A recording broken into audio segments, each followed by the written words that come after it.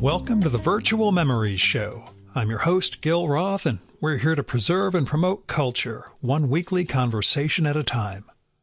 You can subscribe to the Virtual Memories Show through iTunes, Spotify, YouTube, Google Play, and a whole bunch of other venues. Just visit our sites, chimeraobscura.com/VM or vmspod.com to find more information, along with our RSS feed. And follow the show on Twitter and Instagram at VMSPod. Well, I almost missed another week, but here we are. I am in a hotel room in Boston where I'm attending a big biotech conference, and the guest I was supposed to record with here last Sunday had to postpone due to an emergency.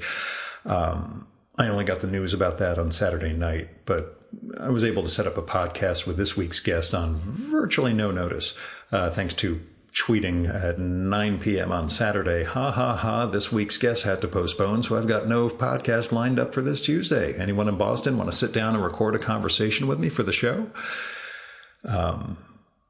It's funny, but, beyond the initial flurry of activity to line someone up, I wasn't too exercised over missing another show so soon after the last one that I skipped just a couple weeks ago. I mean, I'd have felt bad, especially because I don't have anyone lined up for next week's show yet. But, anyway, I seem to be getting more realistic, I guess, about how nuts this whole second life of mine really is. I mean, I'll keep going. And I've got a ton of great guests lined up for this summer and this fall, but the week-to-week aspect of it really does, it does seem bananas sometimes. I know you guys all ask, gee, Gil, how do you do it all? And I'm more and more trying to figure out exactly how I do. Maybe it's a sign that I'm looking down, and, that's when you start to finally Wile E. Coyote into the canyon. I should also note the road outside my hotel is kind of noisy, and I'm on a flight path, so I am recording this in the hotel room bathroom, which is making things a little more echoey than usual. Sorry. The biotech conference that I'm here for, though, it's going fine. I'm catching up with lots of pals, pitching my trade association to other companies, exercising my mutant superpower of schmoozing, which is, well, it's my second mutant superpower, as I learned. The first one is that I produce crappy leukocytes that might kill me someday. So speaking of that, I do go to my oncologist on Monday, next Monday, for a 6-month stage 0 check-in. That could, of course, color how next week's intro goes. Presumably nothing will be different, and just the anxiety and the build up to it. But for now, let's get on with the podcast. So my guest this week is Jonathan Papernick, the author of 2 new books from Story Plant Press. He's got the novel I Am My Beloveds and the short story collection Gallery of the Disappeared Men. Now, as mentioned, we put this episode together in a hurry. Basically, Saturday night, he zapped me, and Sunday we recorded. So I only got to read the collection before we got together, but holy crap, is it a good book. The Gallery of the Disappeared Men, it's filled with these stories that have vivid, breathing characters, and there are scenes of dramatic tension that he builds that just drew me in instantly. I was like flipping through the PDF to not just to find out what happened, but because of how much I came to care about the characters in such short order, and well, the lived reality of the situations they found themselves in or put themselves in. These stories just grabbed me right off in the beginning. The book kicks off with a novella about a Holocaust survivor who makes her way to America and begins keeping secrets from her American husband. But over the course of 80 pages or so, you realize the biggest secrets are the ones she's keeping from herself. And it builds to this this horribly dramatic and tragic end. It's a masterful work, and the rest of the pieces in Gallery, The Disappeared Men, don't disappoint either. In fact, I can't, I've got so much going on. I can't go too in depth into the collection itself. So let me share past guest Sarah Lipman's comments about this book, since she's the one who forwarded my Saturday night tweet to Jonathan and got this whole ball rolling. So what Sarah wrote was, with his new collection, Jonathan Papernick once again proves himself a consummate storyteller. From a stark displaced persons camp to the staid Boston suburbs to the purportedly cushy Camp Hills of Orange County, Papernick boldly immerses us in unsettling and disturbing landscapes. Violence is everywhere and often unrelenting, perpetrated by an extensive cast of bullies. But there is magic in the horror, too. Children grow gills. A dead mother spams her son. A severed hand morphs into a man. These are brutal stories of a troubled world excavated with surgical precision in a tireless search for the reckless and ruined, ever-beating human heart. And that about sums it up, except to say that just as in Sarah's writing, sex matters to Jonathan's characters, whether they're flinging themselves into it, just putting up with it, trying to get it for the first time, or dealing with what comes after, as it were.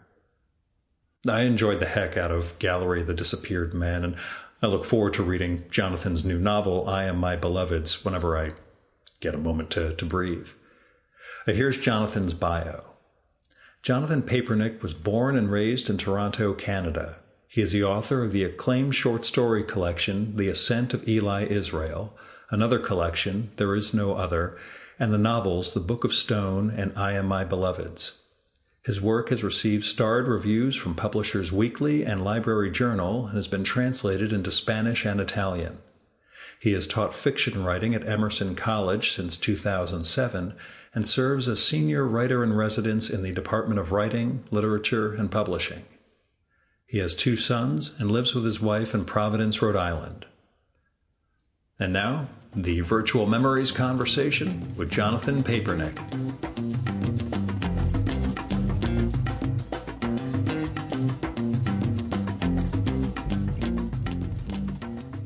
So tell me about the new book. Tell me about the new books. You've got 2. So yeah, my 5th and 6th books are out now. One of them is a novel called I Am My Beloved's that was published last year, but it's out now in paperback, which means people can actually afford to buy it. And I'm not sure why they do hardcovers anymore. They're quite expensive, and I buy very few of them. So it's out in paperback, and it's a polyamorous love story, with Jewish main characters, and it's a story that I think really has heart.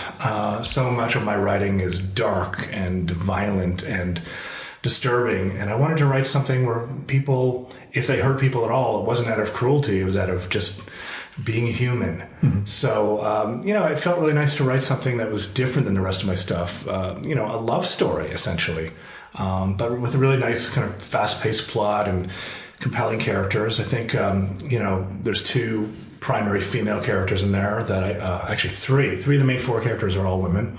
And I think, I make very dimensional, believable, human female characters. You do in the short stories. The only thing I've read has been the short stories. Yeah. And the women felt lived. They felt like people with lives. Yeah, and I feel really proud of that, because I know that there's a lot of male writers, can't or it's believed can't write very good female characters. And I've witnessed it myself, and I've been like, what are you doing here? I mean, actually, I just, I love The Birds by Daphne du Maurier. It's my favorite short story, my most terrifying short story. But I'd never seen the movie, the Hitchcock movie. And it was on Netflix, so about a month ago I put it on. And whoever wrote that female character in the first 45 minutes of that movie before I turned it off has no idea about how females work, how women work at all. And I think the similar thing could be said about Janet Leigh in Psycho, because I went and watched that again. And that movie only got really good once Anthony Perkins came on the screen. And sure. He was just like, I've rarely seen a character completely just inhabit the screen and a character so much. So I Am My Beloved's, the paperback is out. And again, I think it feels good to put something out into the world that makes people feel warm and fuzzy and have feels, and then I've got a collection of short stories that came out. This is my 6th book. It's called Gallery of the Disappeared Men.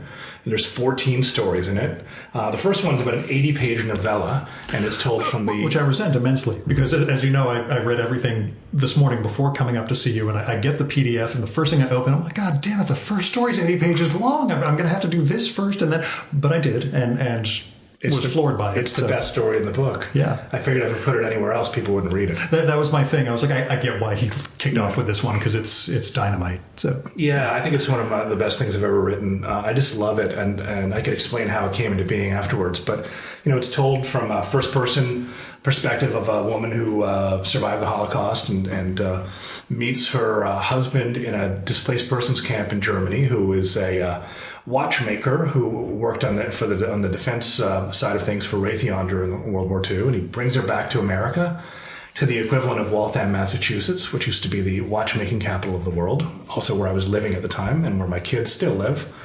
And she gets involved with a small-time gangster. And I don't know, I love that story. I love Fanny. She's not based on anybody. She just came to life. And I think that's how all of my characters come into being. It's as if everything's already inside me, and it's just a matter of how to access it. I think there's even a minimum of research I did for that. A week or two of research at the library, and I was able to see Waltham in the 1940s. I call it Walden in the book. I found a couple...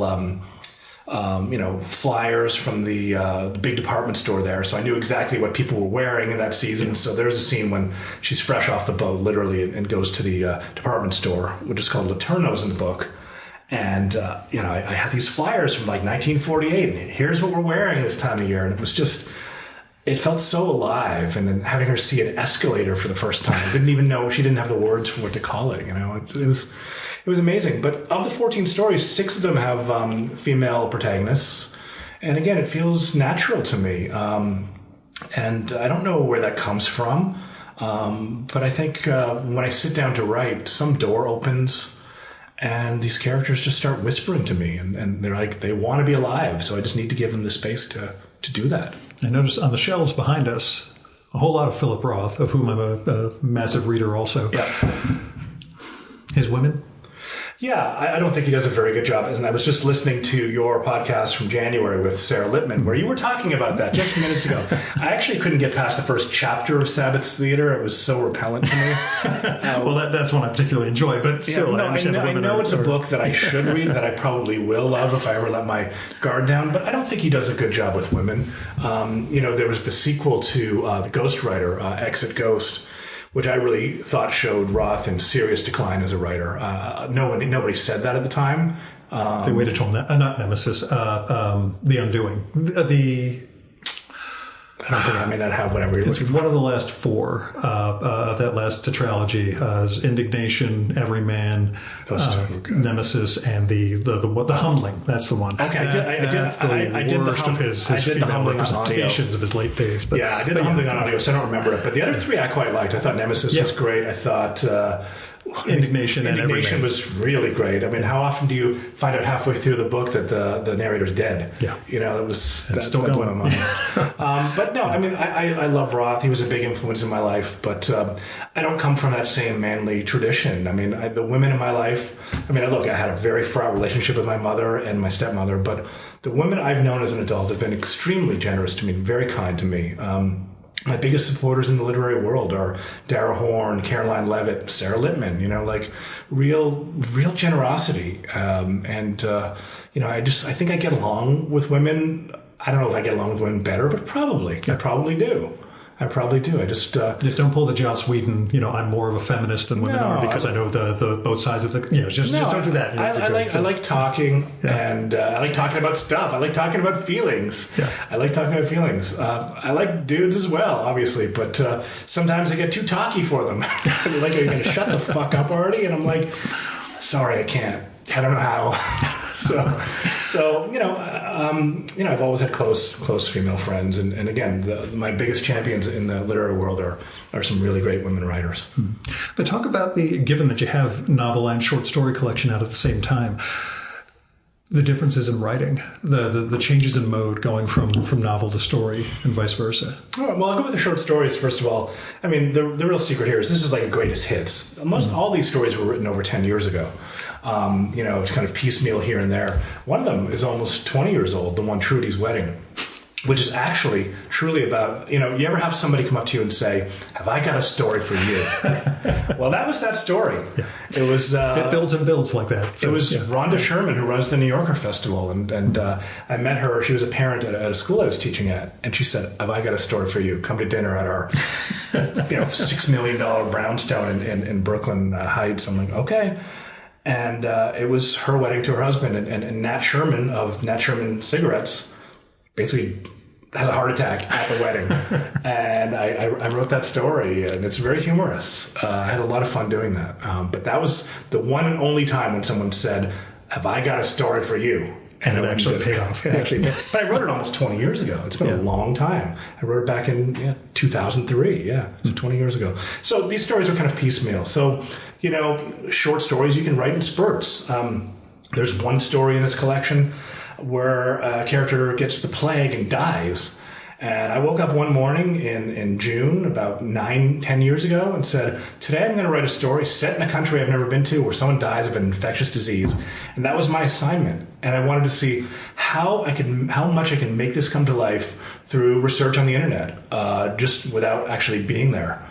And as I said about channeling some of these characters, there's some inner voice within you that knows way more than I do.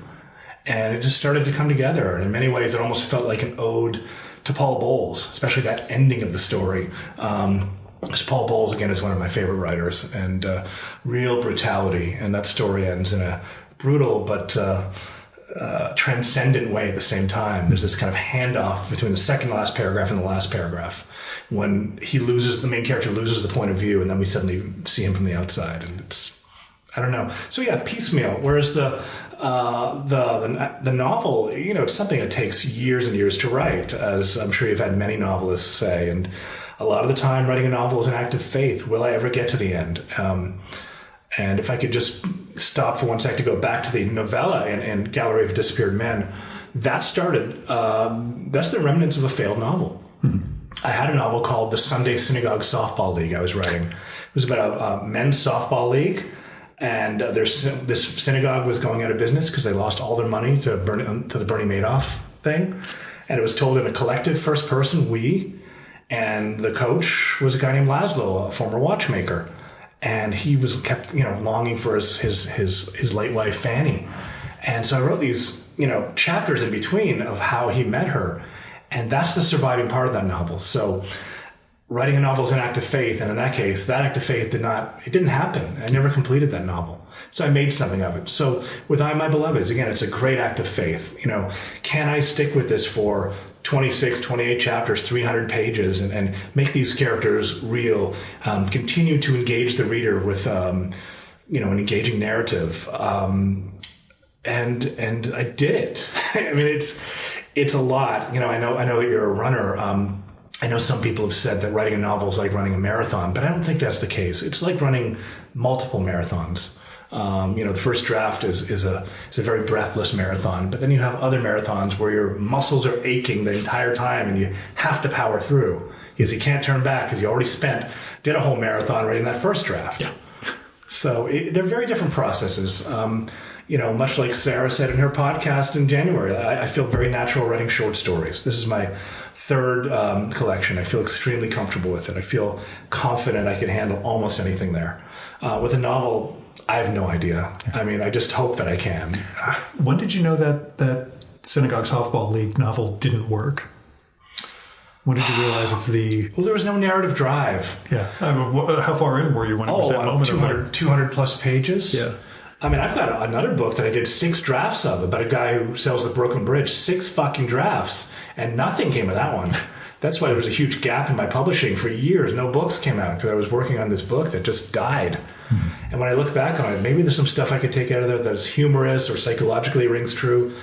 But it was about a con artist. And after seeing Donald Trump for the last number of years, I realized I know nothing about con artists in that book. No. He wasn't a legit con artist. That was a character based on research that didn't didn't ever come to life as a con artist for me. He did as a character, I think, but never as a con artist. Yeah. So I finally recognized it.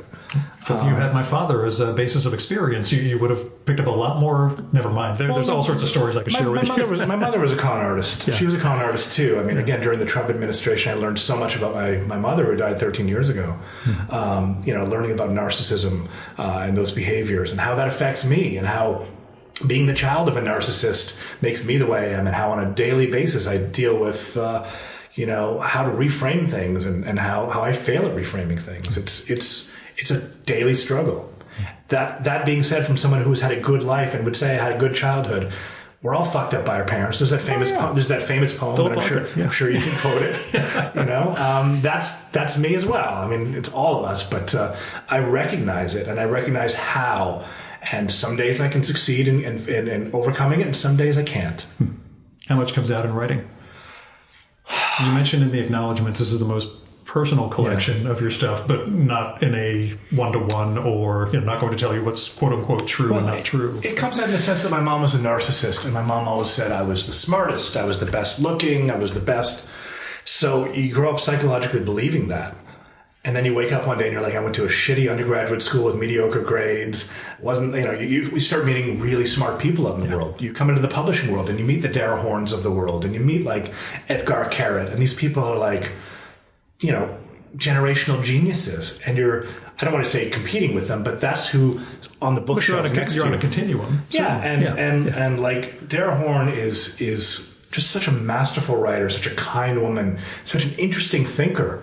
And I don't know if I have that same level of order to my thinking. I think a lot of my stuff comes in these spurts, almost these manic spurts, which I'm sure my mother also had. But I've been able to kind of come back to it and use the craft that I've learned to kind of make those spurts extend out. But the personal part is this sadly unshakable belief in how good I am at what I do, and then coming up against the reality that you're one of tens of thousands of writers out there, and no one's going to recognize you as special the way that your mother did. It's a hard pill to swallow, but I recognize it.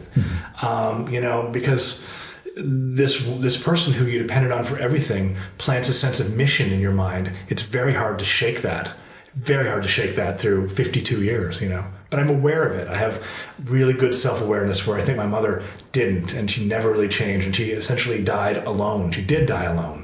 She died completely alone, and that haunts me to this day. This is a horrible question to ask because we barely know each other. How much of being a parent affected your relationship with your mother? Well, they were 2 and 3 years old when she died. They were quite young. But how much of your parenting was an attempt at correcting what you went through on the flip? Well, I mean, a lot of what... Not to get into therapy with you, but what the hell, we're here. I mean, my mom was in many ways a good mother, but in other ways her narcissism got in the way. I mean, I got divorced 5 years ago, but I'm very close with my ex-wife, and I still consider us a family. I mean, we've gone, my current wife, my wife, and my current wife, but my wife, and, yes. And we've gone to my ex-wife's family for Passover and Thanksgiving up in Portland, Maine. We've had people over here. I had the book launch for these books that are not quite out now because of delays with the printing process. But we had a book launch, and my ex-wife was there, my kids were there, and my son said to my ex-wife on the drive home, he said, I won the lottery with divorced parents. It couldn't have gone any better. And I take immense pride with that, because my mother was very cruel to my father, even though when she was dying at the end, he was still dropping off bags of groceries at her door, giving her gas cards, buying her things, she tried to get him disbarred, and she said cruel things about him. And my dad is just a kind person who doesn't seem to have a cruel bone in his body. So, I feel that certainly by the way my kids are seeing how the divorce is going, that I'm doing a good job there, because many divorces are traumatic experiences for kids, and I'm certain this is not traumatic. I see my kids 3 times a week. I talk to my ex-wife all the time. She's a good friend, maybe a better friend than she was when we were married in the latter years, for sure.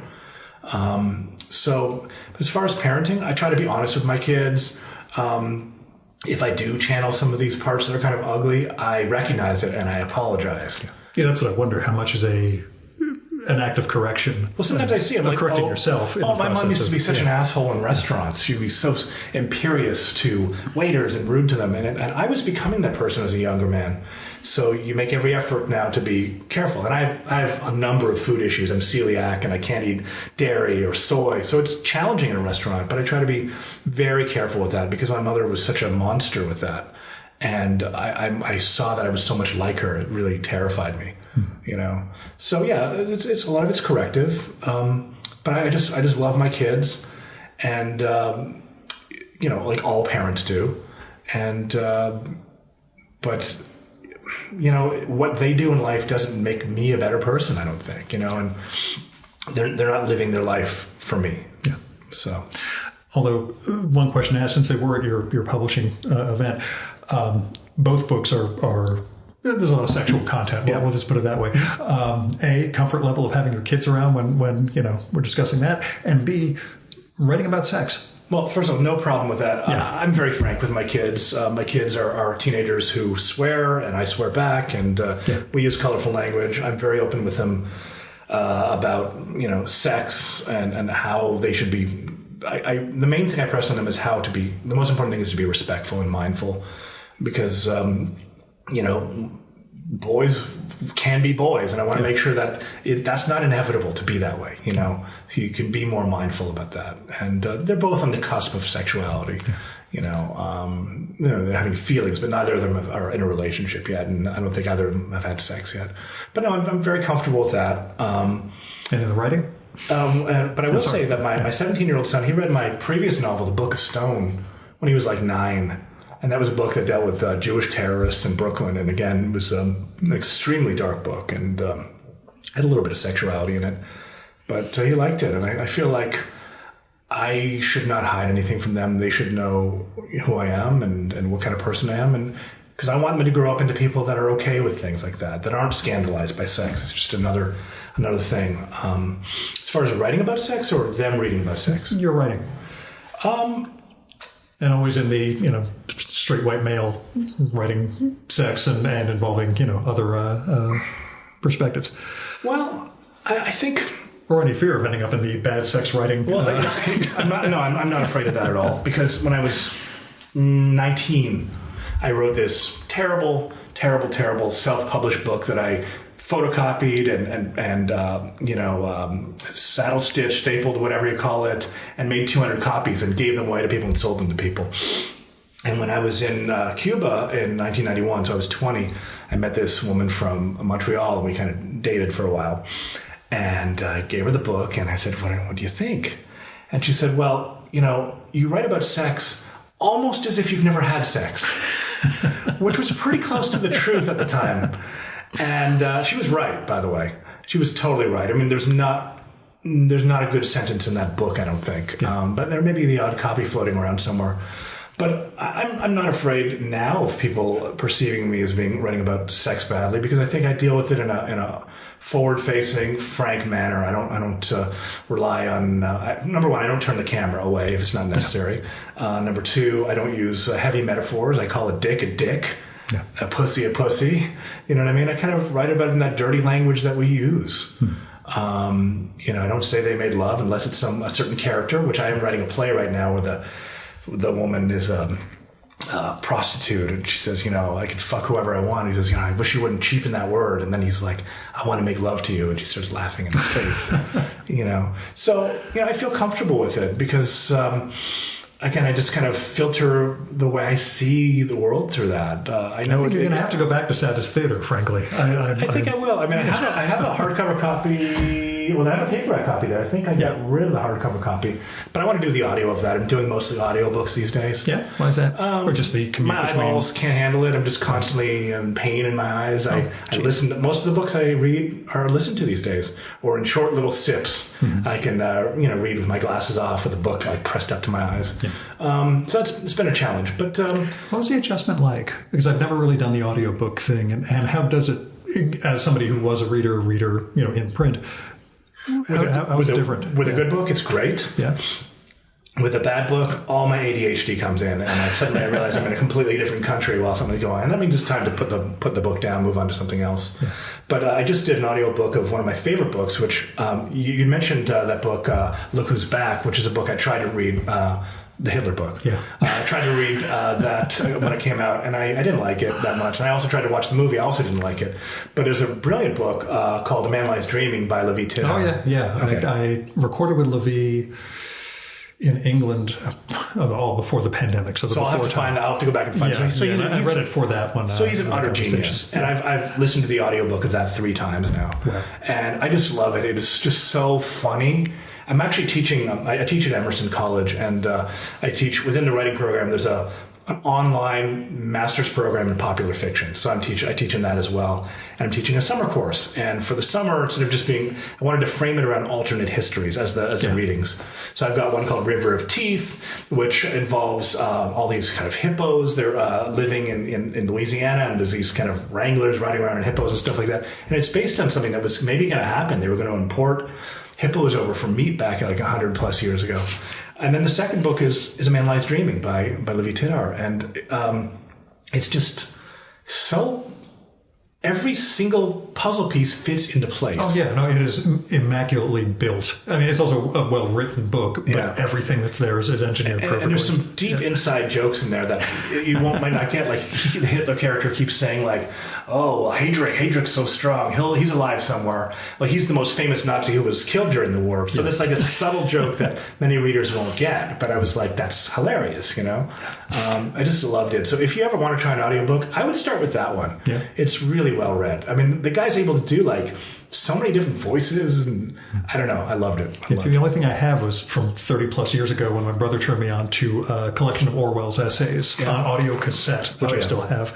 We ended up digitizing it at some point, but it was just all the drives between Amherst, New Jersey, Philadelphia, and Annapolis was just filled with Inside the Whale, our all-time favorite, England, Your England, and a few other key Orwell essays, such that we can't read Orwell now without hearing this other speaker's voice, which becomes an issue. It's so sad. I've read... What is even Inside the Whale? I've read that. I've already Inside forgotten. the Whale, which I've talked about a million times on the show. No, it's okay. It's a relatively obscure one. Everybody goes after Shooting an Elephant, Why I Write, maybe that's the one. The elephant one. Whatever I've read, I've forgotten, which means I need to go back to it. Everybody's read that one. Inside the Whale is one of my all-time favorite pieces of writing. It is...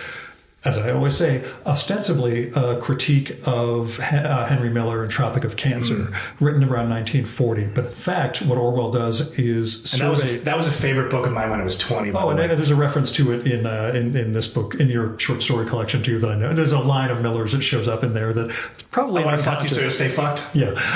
By the way, that story's been turned into a short film. I saw it. You've been adapted. So you're probably the only person who would recognize that. Oh, yeah. No, the moment I saw it, I'm like, that's either he's consciously or unconsciously bringing Henry Miller into this. It was conscious, but... But the Orwell essay goes into like English letters from 1900 to 1940 and explores all that, uses Miller as the entry point, but really goes into Housman, Joyce, Eliot, and all these other guys. Phenomenal piece of writing that goes into what literature's doing and what it's meant to do. I'm going to get the audiobook. I'm going to get the audiobook. It's really good. So actually, Henry Miller was the one when I wrote that terrible book when I was 20 that gave me the confidence to write about sex, though I had no right to do it. He, on the other hand, was someone who had a lot of sex before writing what he wrote. I'll definitely revisit Orwell's essays. Yeah, it's in the book, a collection of essays, but you can find it. It should be online. I'll see what I have 2 different libraries that have audiobooks. I'll see which has something I can just grab for free. So where did writing begin for you? Well, I think I've always seen myself as a writer, always, as far back as I can remember. But I do know in second grade, my second grade teacher read us The Hobbit. And right then, at age 6, I knew I wanted to be a writer then. And, as a little kid, I didn't know what fan fiction was at the time, but I did Lord of the Rings fan fiction. Yeah. I remember reading Lord of the Rings in 4th grade, and that sensation, and I'm studying Hebrew right now, and it's a difficult language, but I remember the sensation. It's reminding me of that sensation when I was a kid, reading Lord of the Rings and not understanding 1 or 2 words every sentence, but plowing forward, keeping going. I mean, I was learning to read by reading Lord of the Rings, because I very clearly remember just going through it and being, I don't know what that means. I got to keep going. And I did it. It's kind of amazing to think that. So I think I always wanted to be a writer, though again there was some part of me that thought you had to be dead to be a writer. Like I didn't know there were good living writers at the time. I thought it was something that was some past age that I'd missed out on, you know. But I also a lot of Roald Dahl, I hate to say, as a kid.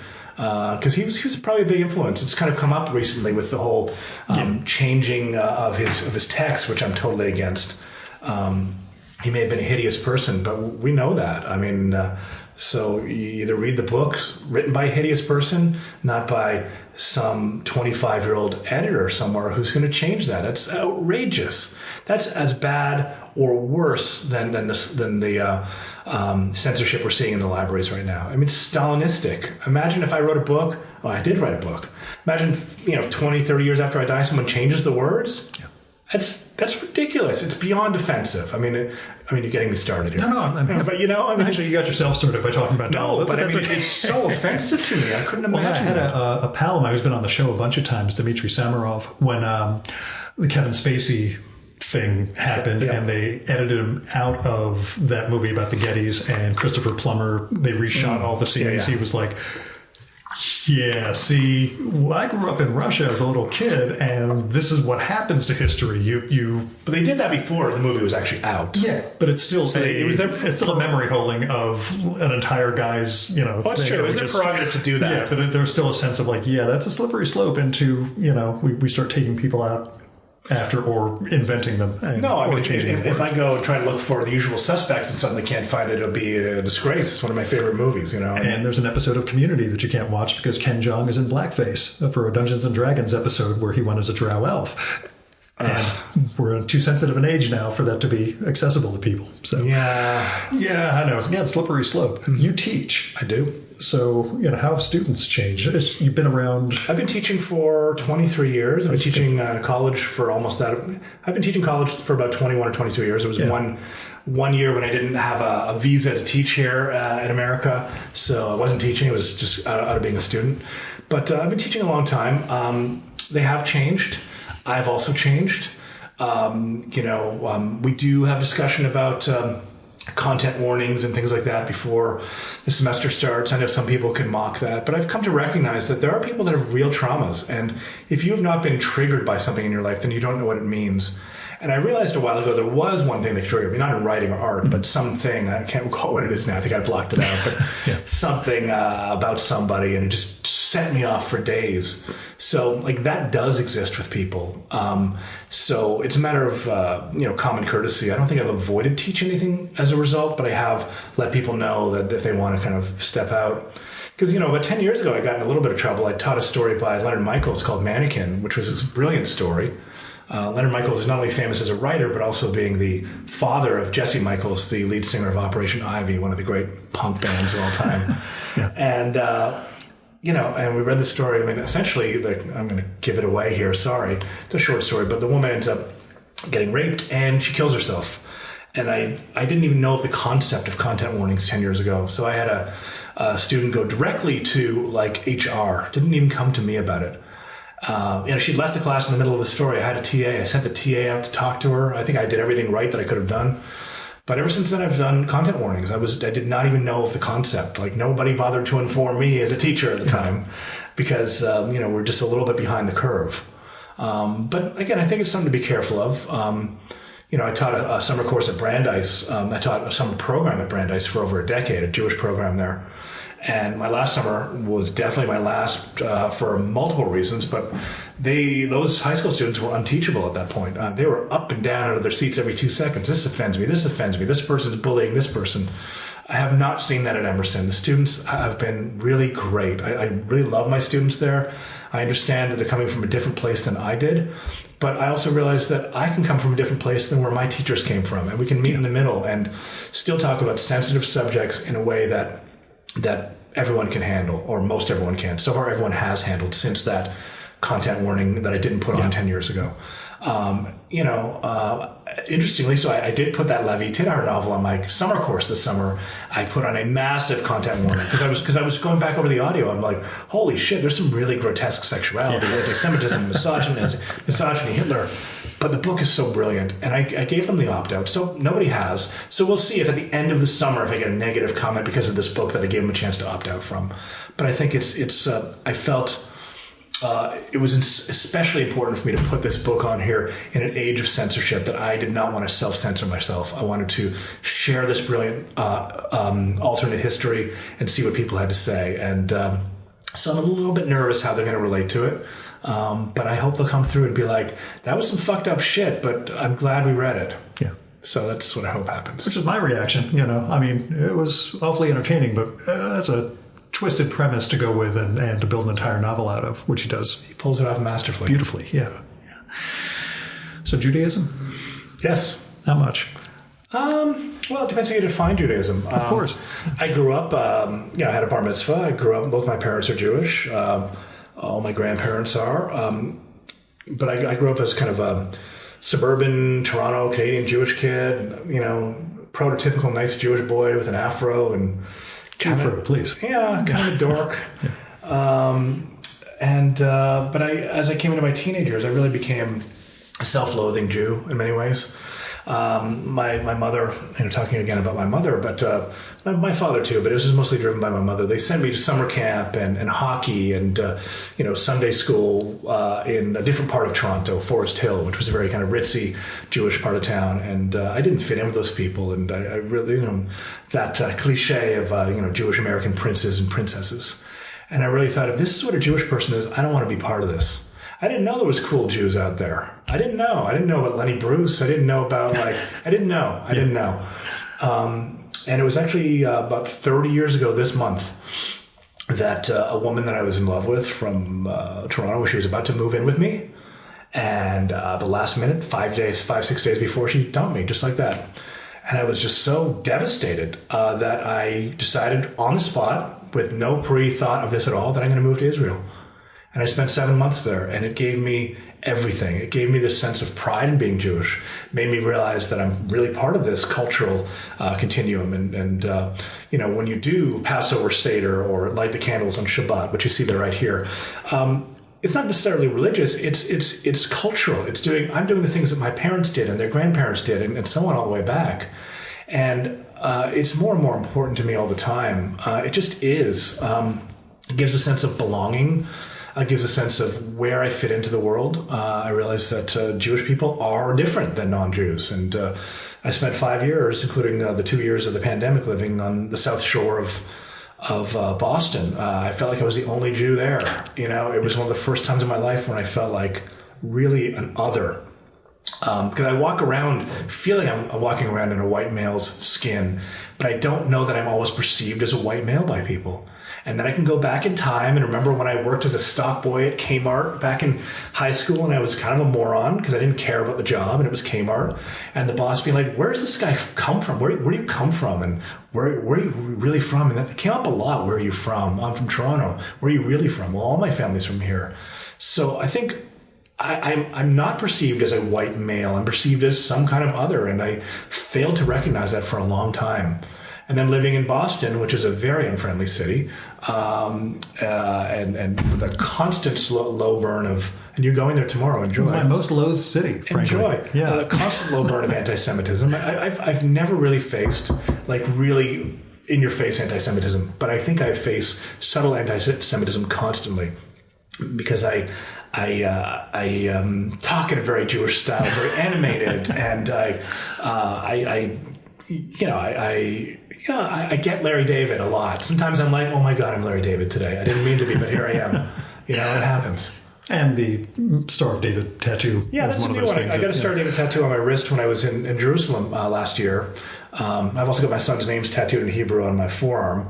It's very important to me. I'm finally getting back to trying to learn Hebrew. I'd love to become fluent in that one day. In modern Hebrew or Aramaic? Very modern Hebrew. Okay. Very modern Hebrew. I'm learning through an organization called Citizen Cafe Tel Aviv. It's on Zoom. And it's street level, right now, Hebrew. And I realized a lot of the stuff I learned 30 years ago when I first went there after my girlfriend dumped me isn't extant anymore. A lot of that just isn't being used. So it's a very vibrant language, always changing. So, and my son, who's 17, he instead of going to college, he is planning on joining the Israeli army next next summer. So if that happens, I'm going to be going there a couple times a year, and I want to be able to. And I've probably spent 2 full years of my life in Israel. I want to be able to really more fully participate and really be able to use the language more. As somebody who loves language, you can really take that love of language and be fascinated with another language as well. I haven't been back since my bar mitzvah, actually, 1984. So, although that was, again, speaking of how one defines oneself in Israel as a Jew versus in suburban America, one of the gifts from family members was the history book that Munich was based on, the Vengeance, the book about the Israeli hit squad that went after the Munich massacre terrorists. And that was one of those. Yeah, it was completely appropriate for a 13-year-old, I guess. You just sent him out in the world saying, this is what we do when things go against us. We have to, Well, have you read the Bible? Oh, yeah. I'm hip. That was Tarantino's moment, apparently. A Seder was what cracked Inglourious Bastards for him. Oh, really? Eli Roth took him, or had him over for a Seder, and he had so... This is like 5,000 years ago, and you people are still pissed off about it. And now I can write this movie. I understand these Jews are just going to go out and scalp every Nazi they can find. I read the screenplay of that, and most of the Eli Roth stuff is on the cutting room floor. Yeah, he's a much larger character in the movie. It's too bad because I'd actually never seen him before. I thought he was quite fascinating. The Bear Jew. Yeah, the Bear Jew. The story, which I've also told on Mike, is I did go to the opening day matinee for it just so I get a 6-hour head start on Nazis being scalped, and felt it was all worth it. It's like the movie theater's about 10 minutes from my office. It's a Friday. I'll just head out early and do a noontime viewing. So, I just saw a movie 2 nights ago on Netflix you might like. It's a German movie. It's brand new. It's called Blood and Gold. Not Blood and Soil or Blood and Iron, but Blood and Gold. And it's called, they're comparing it to Tarantino because it does have a bit of it's very bloody. It's got like a spaghetti western kind of soundtrack to it. It's got... there's that Sisu movie. I want to see the Finnish one about the guy just going completely bananas. I've seen ads for that on Twitter. They target us pretty well. So this is really, I would recommend Blood and Gold. It's a lot of fun. And there's this Nazi guy with like half his face, all rotted away with like this kind of mask on it. And at the end, when he takes it off and like wants the Jewish girl to kiss, it's amazing. Yeah. So, because I have trouble sitting through a movie at home these days. I'm always grabbing from my phone. I don't think I grabbed from my phone during that. I just sat there and watched the whole thing. So that was fun. You mentioned ADHD earlier. Yeah. Balancing that with discipline of writing. How do you keep from being distracted, I guess? Well, it's so interesting. I've started taking a new supplement for myself about back in October. It's called GABA-aminobutyric acid. It's a neurotransmitter. And clearly that's something I've been lacking, probably as a celiac who's not absorbing all the things I need to absorb. I've found that 99% of my depression has gone away. And I find I still have ADD when I'm doing other work for other people, like reading stuff for... Yeah, I can imagine. The other day, my wife wasn't here. I spent 6 hours straight working on a play. I don't even need Adderall, which I did use for one novel back. I wrote the Book of Stone on Adderall.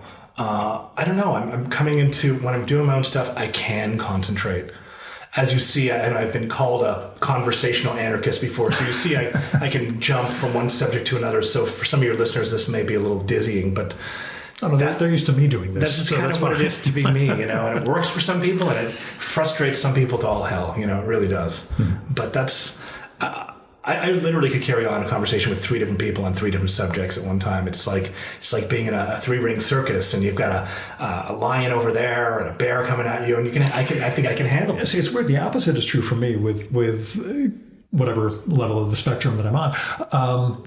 Multiple people make it more difficult for me. I can hold forth and be Mr. Wonderful to a whole group of people, but actually focusing on individuals, sharing the attention as opposed to focusing on a single person has always been a challenge for me. Nobody notices because I'm constantly fixing things and running up the score on the Turing test that I'm constantly engaged in. But tell me about playwriting. So, I don't know. For years, people are always like, oh, you were so good at dialogue. You should try playwriting. There was a couple books in my first collection, which came out 21 years ago. The Ascent of Eli Israel. It was 7 stories set in Jerusalem during the collapse of the Oslo Peace Accords. I'd been intern journalist there right after the assassination of Yitzhak Rabin. Clearly had no clue what I was doing. But anyway, everything I saw is fodder for fiction. So and as I said, I've always seen myself as a fiction writer. So any thoughts I could have really been a journalist, I don't think they were real thoughts. Mm-hmm. But you had to go through it. It was amazing. I loved it. I just didn't know what I was doing. And it didn't matter. I was just I was happy to be along for the ride. There's a story called For As Long As the Lamp Is Burning about a Holocaust survivor in Jerusalem who thinks that the Nazis have come and taken the mezuzah off her doorpost. And as the story goes on, her adult son comes over and tries to convince her she's, losing her mind a little bit. She's, no, it's so important for you. I remember everything. I have to remember for all those who have died. So after coming back from Jerusalem in October, which was a really meaningful trip, I spent 5 weeks in Israel in the fall, and I listened to my first book on audio when I was there and walked around the streets where my characters would have been, and that character would no longer have been alive. Mm-hmm. So it was wow, I want to kind of revisit this story again. Maybe now's the time to finally try and adapt it into a play, because people had suggested over the last 2 decades. So I did 5 drafts of a play as a one act, pretty much a novelistic dump of it, but really expanding out the characters. I mean, it's quite good, but I actually turned it into a colleague who's a playwright, and she said it looks like it was written by a novelist, and it turned something in my mind. She's like, have you thought about using time and space in a different way? And I realize now that's only half the play.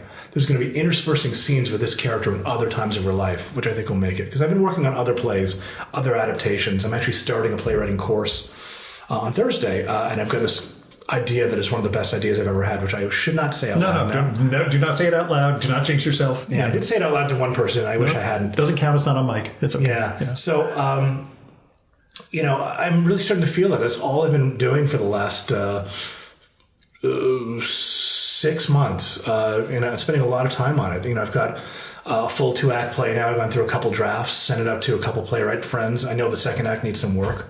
But how's that writing differ from this? Or from either registering the short stories and the novels? I'm afraid I don't know the conventions as well. So it's really on instinct right now. But I realize it's not just about the dialogue. It's about how are these people situated on the stage? What might the lighting look like? You can't summarize a conversation. You have to have the whole thing. So how do you make it interesting? But I'm starting to see all kinds of possibilities there. I'm so at the beginning of this journey, and I feel like I've got really good raw skills like I had in that one act that my colleague is it looks like it was by a novelist.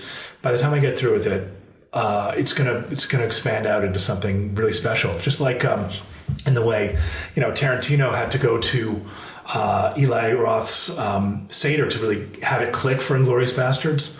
The title story of my first book, The Ascent of Eli Israel, was a first-person story about a former filmmaker and drug addict and alcoholic who abused his wife, flees to Israel, and ends up murdering an Arab kid. And it was a 10-page first-person story. And I turned it into my teacher, Valerie Martin, in graduate school. And she's like, I said, what did you think? She said, I hated it. Wouldn't spend 5 minutes with this guy. And I ended up turning it into a close third-person story and realized there were 2 narrative timelines there. And it ended up being probably the best story in the book, and the story that my first wife married me because of. She's like, when I read that story, I'm like, okay, this guy can write. Because she was afraid. Everyone in New York's like, oh, I'm a writer. Yeah. So when I first told her I'm a writer, she rolled her eyes. When she read that story, I was in. So I think the thing that happened with Valerie Martin telling me I couldn't stand that, and it just kind of broke the story apart for me. I think something similar is happening with my colleague looking at that play, saying it looked like it was written by a novelist. I understand now. There's other things I can do with it, play with it, not just have that straight story, but use time, do all kinds of things. So I haven't yet figured out what it is, but I'm going back to Israel for 2 weeks this summer, and that may provide the answers. But I'm just finding immense pleasure in writing plays. I have no idea what it'll take to get produced. I think that'll be every bit as hard as it will be to get published. But I'm just ready for a different challenge, and I'm just looking forward to it and enjoying it. And there's a couple small theaters here in Providence. I've met the executive director of one of them. I've asked her to read my stuff. She said she would. And I said, you know what? Actually, I kind of want to wait. I want to wait till I make sure I'm a little better on this. But there's also the collaborative nature of it. Exactly. Radically different than what you're accustomed to. I've got a friend who's a playwright, and I want to come and sit down on some of his rehearsals. Like, yeah, writing a book is lonely. It's not like a Hollywood production. I mean, that book, I wrote it. There's very few other players there. I mean, in the case of I, My Beloveds, I did hire 2 developmental editors, and they were extremely helpful in getting that across the finish line. I couldn't have done it without them. One of them is Caroline Levitt, and one of them was my former editor from the Book of Stone, Michelle Kaplan. And, I think for all you writers out there, if you can afford a developmental editor, it really can make all the difference in the world. Because once you're out of graduate school, or if you never went to graduate school, you're really all alone. And it's tough. It's tough. And you do editing for other people, right? I do indeed, yeah. I do. It's a side project. It's been a little bit dormant recently because I'm like, hey, I've actually got a full-time job and I want to write. Yeah. And I've got kids and, and I'm in a new city that I want to experience. So, but yeah, I worked with a woman, a retired art professor who lives in Portugal from scratch. I'd never written fiction before. And she wrote this lovely novel. We haven't found a publisher for it yet, but it's utterly brilliant. It's an historic love story set in the fascist era of Portugal to now, and it's just so lovely. And I just loved working with her. The relationships you can make working with people like that. So hopefully that'll find publication one day. But yeah, it's something I do on the side, and there are times when I want to do more of it. But right now, I just want to take my spare time and write. Tell me about Providence. And you've been to Lovecraft's grave? I have. Okay, just making sure. It's sort of standard for writers. It's so weird because Lovecraft is known as a great anti-Semite, but his wife was Jewish. I don't know. That's probably why. I'm just kidding. There's an Seinfeld episode with Uncle Leo. They're like, the guy, look at him, he's an anti-Semite. They're like, Uncle Leo, can you blame him? Can you blame him? Yeah. So I've been to Lovecraft's grave, and I've read a few more of his books, or done audios of more of his books since I've been here. Really interesting stuff. The Athenaeum? Are you getting out and doing the Providence I'm a member of the Athenaeum, which is this 1830 private library that you can get a membership at for $100 and something a year.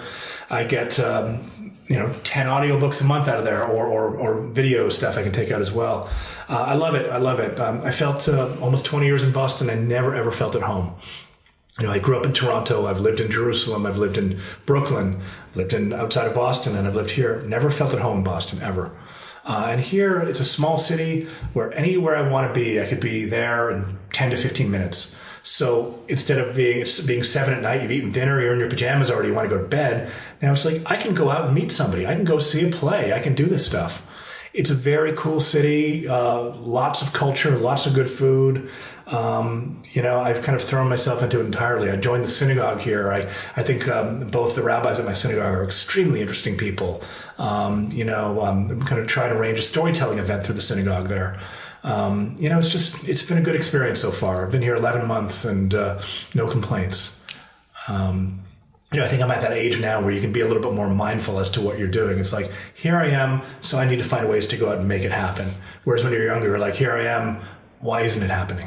And there's also, coming out of a couple of years of pandemia, lockdowns, etc., a lot of people have, we'll say, reassessed. Yeah. Looked around and thought, what did I actually need? What turned out to be completely unnecessary for me? And what was I dying to get back to? I was all about wearing the mask. I mean, because I'm celiac. I thought, who knows? Maybe that's going to cause a problem. It's an autoimmune disorder. Oh, yeah. No, I'm hip. But I can't even look at a mask now without, maybe I'll wear one on an airplane, but I'm just so sickened by it. It just brings back so many horrible memories of that time, especially when you wear glasses and you're wearing one outside. I had whole years where everything was foggy. Yeah. It's just like, they keep telling you, there's an angle. If you do it this way, then it won't fog up. Never holds up. No, and if we were in another pandemic again, I would not wear a mask outside when I'm walking in the woods. Yeah.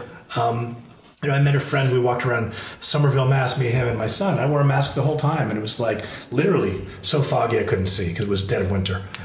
That's ridiculous, but I did it. We didn't know. We had a lot of, I won't say misinformation. We had a lot of black holes or a lot of black boxes when it came to this stuff. I was all for the lockdown. I was like, if I need to spend a year in my condo, I'll do it. I'll do it. Yeah, most writers and cartoonists who I've talked to had the same, not that different. Yeah, I watched a lot of good shows.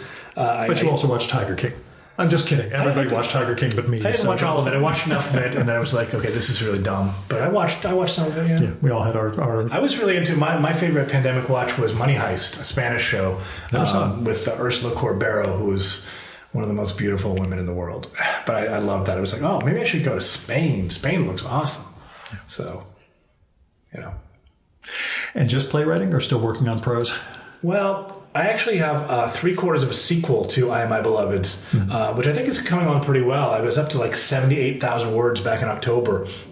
And I was like, I'm stuck. And I didn't have money to hire an editor, and my publisher / editor had looked at it a couple times, and I wanted to get some fresh eyes on it. So I was like, you know what? I'm going to put it on hold for now until we can get another set of eyes on it. I'm going to try something different. So, if I can get back into the rhythm of things, that book may not take that long to get done. I mean, the first couple hundred pages may end up in the book in relatively similar to that form. So, and I've gone back to things. I mean, the Book of Stone that I published in 2015, that was actually a rewrite of a book I published in Canada in 2007 called Who by Fire, Who by Blood. And I went back into it and found all the ways to make it actually great. The first time was like I published a draft of a book. It was literally like publishing a draft. So if there's ever any like scholars of my work after I'm dead and gone, it'll be so interesting to see the process because there's 2 versions of the same story published. So, and they'll say with some authors they keep telling the same story anyway, so they're not going to hold it against you by any means. But do you prefer the novel to the short story? I feel so comfortable writing short stories. Yeah, but I'm not aware of the marketability. But there is something about writing a novel, holding that book in your hand, and realize like, I made these people. Like, I created them. Kafka referred to his stories as his children. And I think the stories and the characters and the people, the novel and the people within they are like real living beings. Again, like when I went back to Jerusalem last fall, like I was walking in the same path as to where my characters were that I'd written about in the late 90s. And it was just an amazing experience to think like, you could pick up that book now or listen to the audiobook while walking through the street, which was so fucking mind-blowing, I must say. It was really mind-blowing. Some people might say it's narcissistic. I like going back to my own work. And as a matter of fact, I think I need to go back and look at my own work because it gives me the confidence to go forward and do more of it. There's some people I know, they write their stuff, they never look at it again. I need to be reminded that I can do it. Do you see growth from book to book or different? Yeah, I do. I mean, in some ways, I still think my first book, The Ascent of Israel, is my best book because there's something ineffable that I think I captured there. I really do. But I've become a much better writer since then. I'm able to, I've got a couple 10-page stories and the rest are like 25-page stories. I didn't know how to, like I've got an 80-page story in this book and a 2-page story in the new book and a 4-page story. Like I'm just able to do more with the form. All the stories in my first book are close third persons. Now I've got third person, I've got second person. So I've learned a lot more, but I still think that first book, which was the first and only time I was ever reviewed in the New York Times, I think it still stands up. But I am a much better writer now. And if I were writing those stories today, I would do it differently, which might make them less good, if that makes sense. Understood. There was an urgency. I was only 2 years removed from having lived there for a year, which was a transformational year in my life. So yeah, I do revisit those stories about every year or so, and I'm still like, yeah, pretty good. Pretty good. And I know you're not supposed to say that, but I'm like, if I don't love my stories, how can I expect someone else to? Yeah. What did teaching teach you? What did teaching teach me? Well, one thing, it taught me to be kind. Yeah. It taught me to be kind. I think that was not innate in me. Again, talking about how I grew up. I think realizing, especially the older I get, I'm 52 now, that these people are my kids' age almost, and they're coming to you. Just give me what you've got, teach me, and accept me at the same time. I want to be kinder to people like that and be more generous. And it's not always in my nature to be that way sometimes. So, you work at that. As far as my own writing, I don't know. I still see myself as a student of writing. I just read this quote a couple of days ago that professional writers are just amateurs that never gave up. And I still feel like I'm learning. I still approach everything with both arrogance and humility in equal parts, because you need to be arrogant to create something, to look at the blank page and say, let there be, and know that thing is going to be worthy. But also the fear that maybe this is the time I don't have it. They argue that maybe Hemingway killed himself because he didn't have it anymore. I don't know if that's why. Probably not. He was drinking a lot. He may have had sexual issues.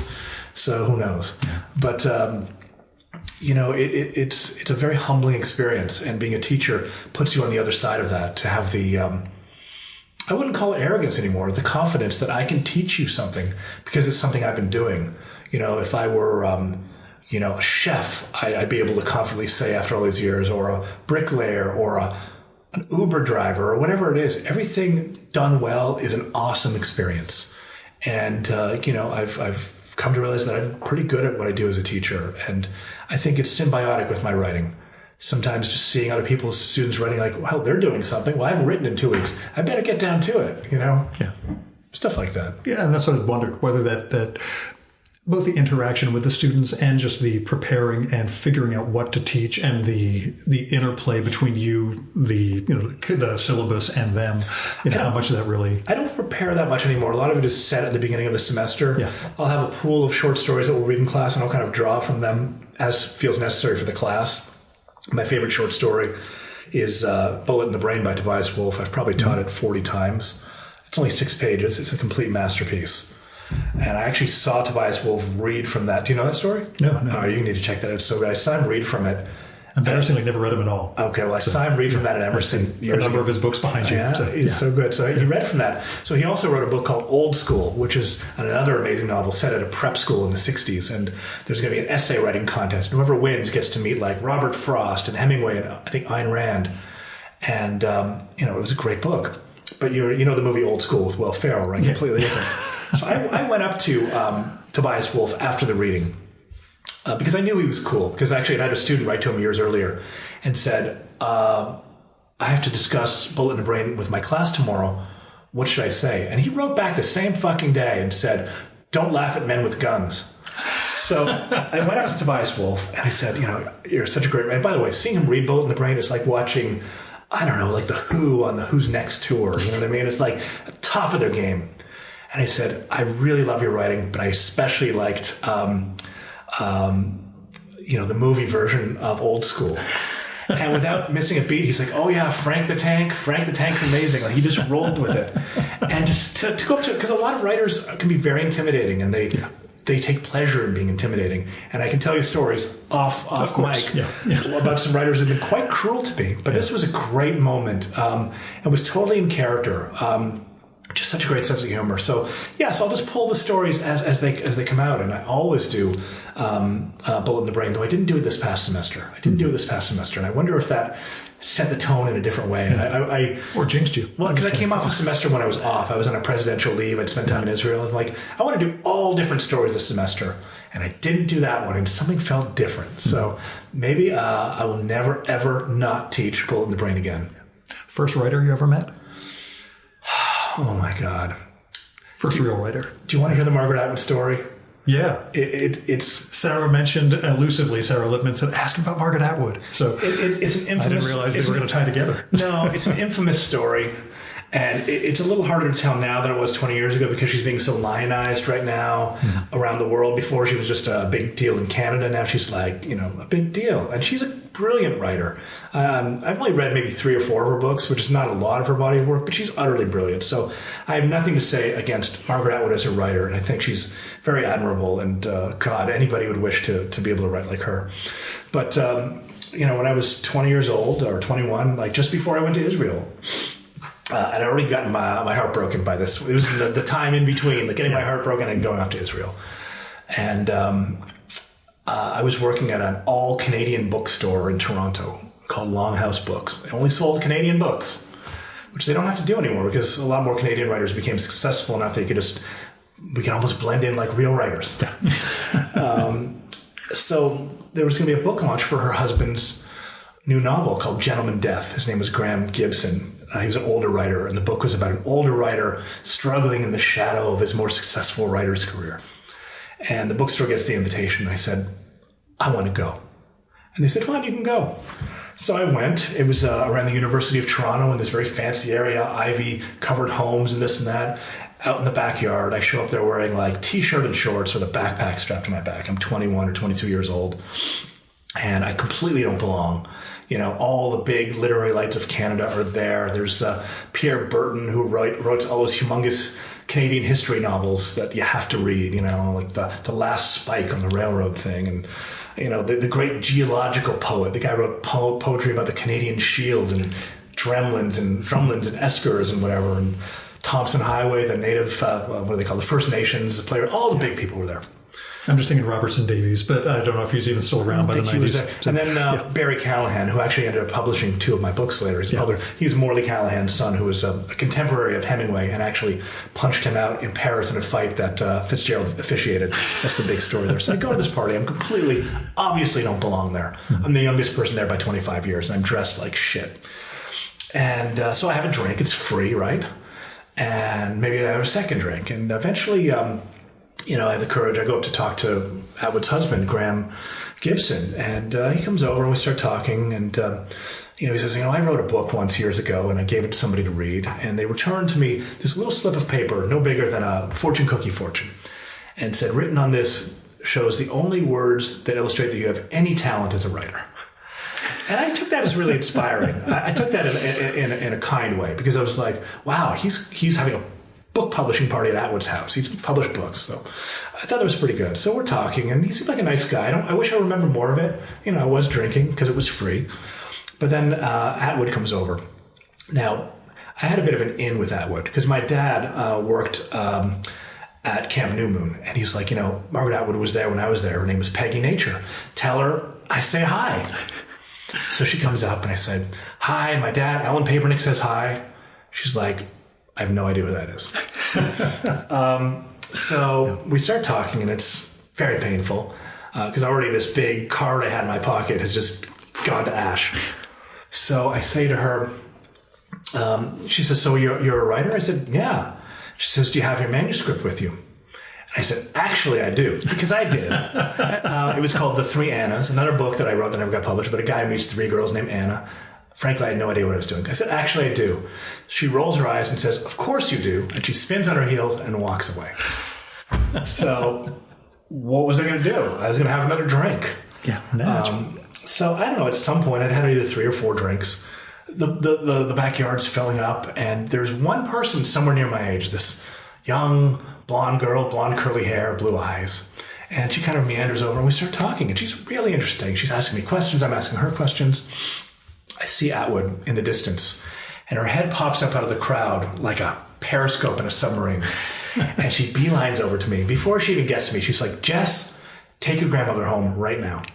And she disappears. She's gone. So Margaret Atwood says to me, she says, I see that you've met my daughter. I said, yeah, she's really interesting. Well, she's only 16, and she turns and she walks away.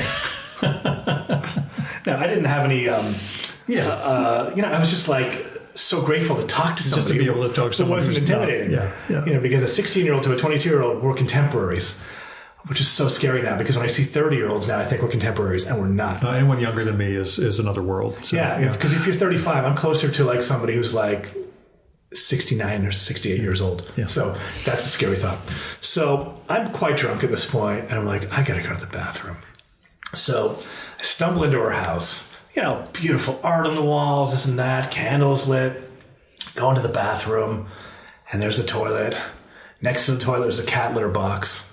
I'm like, I'm drunk. I used to be 12 years old. Part of me will always be 12 years old. I'm going to be 12 years old the day I die. Do I pee in the toilet or do I pee in the cat litter box? So I peed in the cat litter box, and I left, and I was never invited back. And that's the Atwood story. I approve. I figured Sarah said it's a good one, so yeah, it's true. That's the first writer I ever met. You had to move to America. That's. I really did, but I meant that with no malice. I meant that with all of the immaturity of a 22-year-old. Oh yeah, no, I'm completely sympathetic. And it was done in great fun. I was so proud of peeing in her cat litter box. And for years, I told that story to my students, and they used to laugh. But again, something happened over the last few years when suddenly they're like, "Oh." And I won't tell it anymore because suddenly it's like shocking and not cool. Or so that story can no longer be told in my capacity as a teacher. But that was 30 years ago. Yeah. 30 years ago, and it happened. I guess she's probably not a listener of the show, so she's not going to hold it against her. I wish she would hear the story. I'd love to be able to tell her in person, be like, "This happened. It was ridiculous because I was 22." that's the most you were going to get out of me at that age. And yeah, my novel was no good. So, maybe you deserve to laugh at it. So there you go.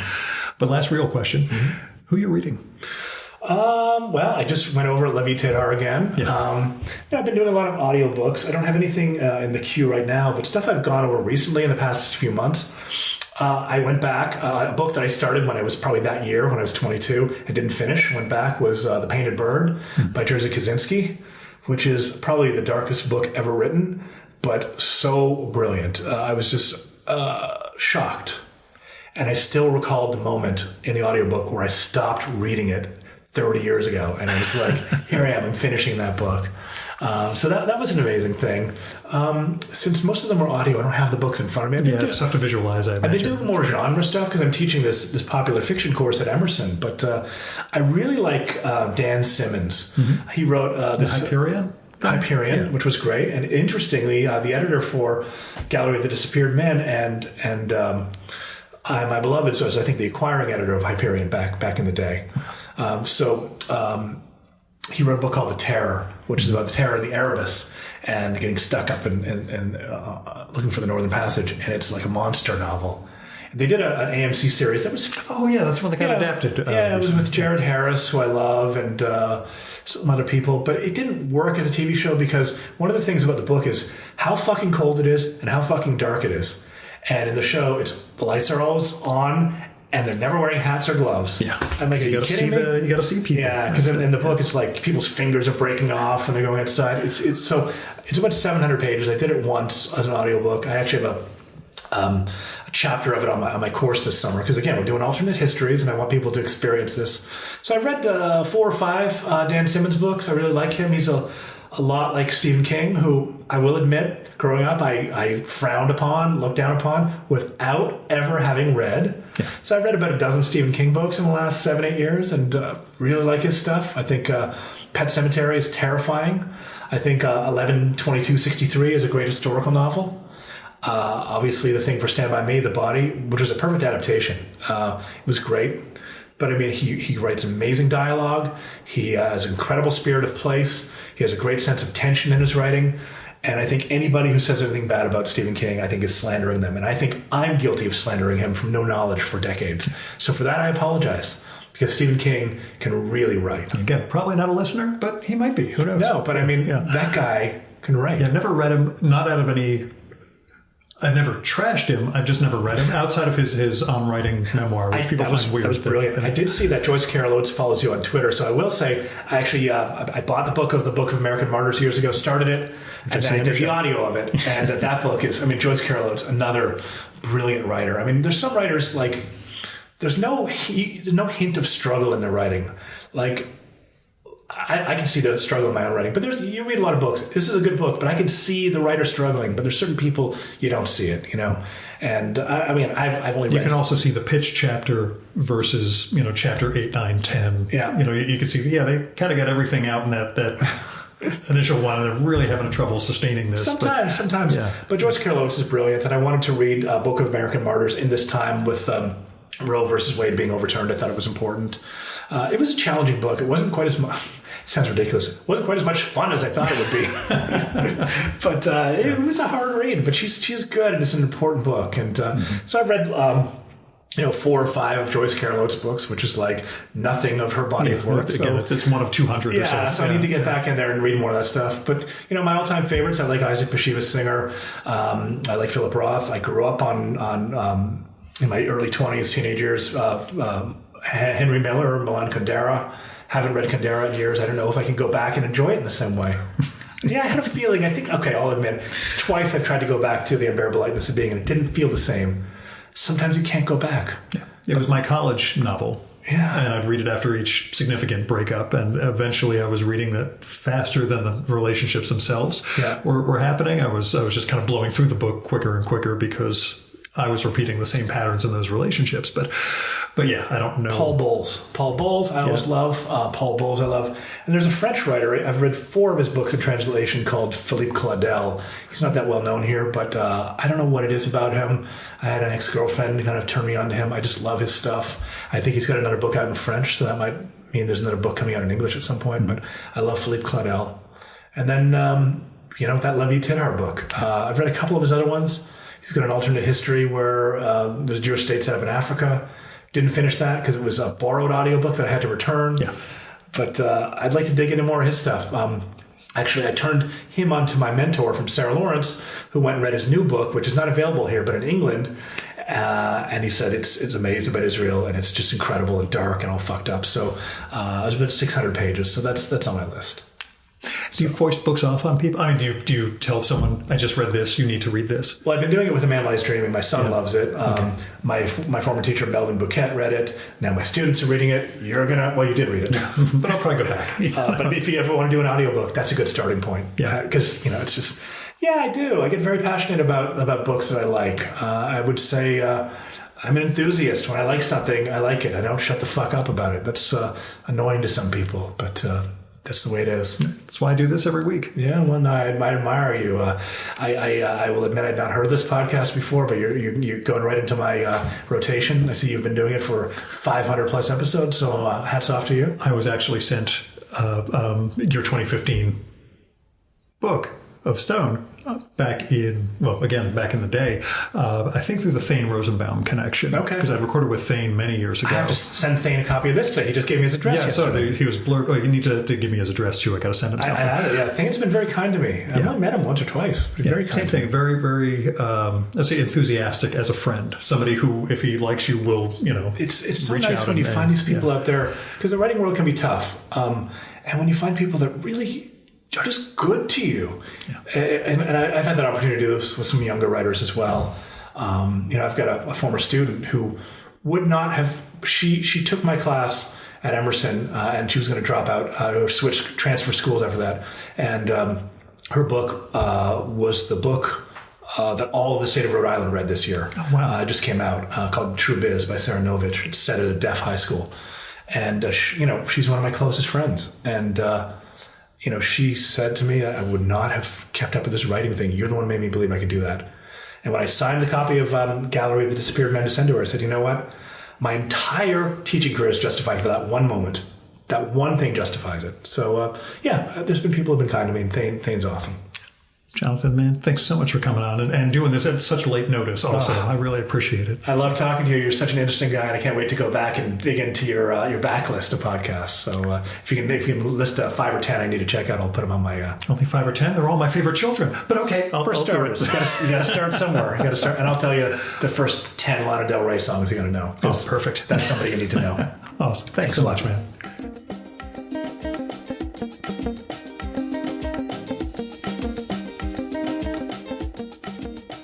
And that was Jonathan Papernick. I enjoyed the heck out of this new short story collection, Gallery of the Disappeared Men. And his new novel, I Am My Beloved's, really does look like a lot of fun. They're both from Story Plant Press, and either out now or just about to be out. There were some printing issues that led to a little pub delay, but you guys don't listen to this in real time anyway, so by the time you hear it, these books will be out. Now, Jonathan's website is johnpapernick.com, which is JONPAPERNICK.com, all one word. He's on Twitter as Doing It in Pubble1 and Instagram as The Late Johnny Papers. I'm not going to spell either of those. I will put links to all that in the show and episode notes for this one.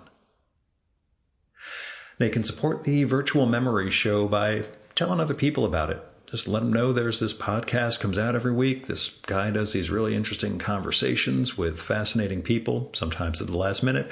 And also let me know what you like and don't like about the show, who you'd like to hear me record with, or what movie or TV show or book or piece of music or theater or art exhibition or whatever you think I should turn listeners on to. And you can do that by writing me, email, DM, postcard, letter. You can figure out my mailing address if you're part of my email list, or by leaving a message on my Google Voice number, which is 973-869-9659. That goes directly to voicemail, so you don't have to worry about getting stuck in an awkward conversation with me.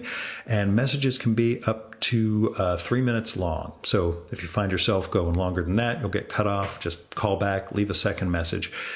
And let me know if it would be okay to include your message in an upcoming episode of the podcast. You might say something interesting that I'd love to share with listeners, but I'd never do that without the speaker's permission. If you got money to spare, don't give it to me. I mean, it would always be nice, but my day job treats me fine. What you should do is give to individuals or institutions in need. And you can find people through GoFundMe, Patreon, Kickstarter, Crowdfunder, Indiegogo, and other crowdfunding platforms.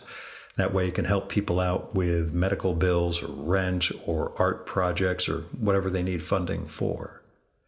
If you're looking for somewhere to start with institutions or foundations, I give to my local food bank every month. I make donations to the Poor People's Campaign. I make targeted election contributions in my role as a lobbyist.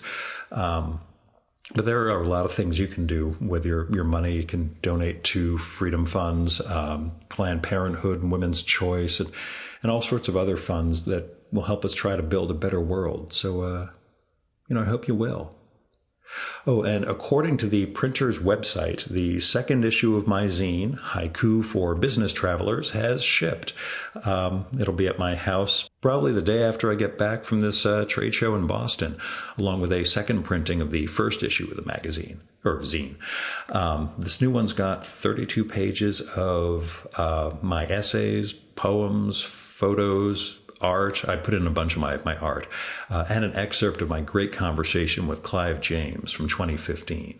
So if you'd like either or both issues, drop me a line. It's free, but if you like, you can send some money to support that whole effort.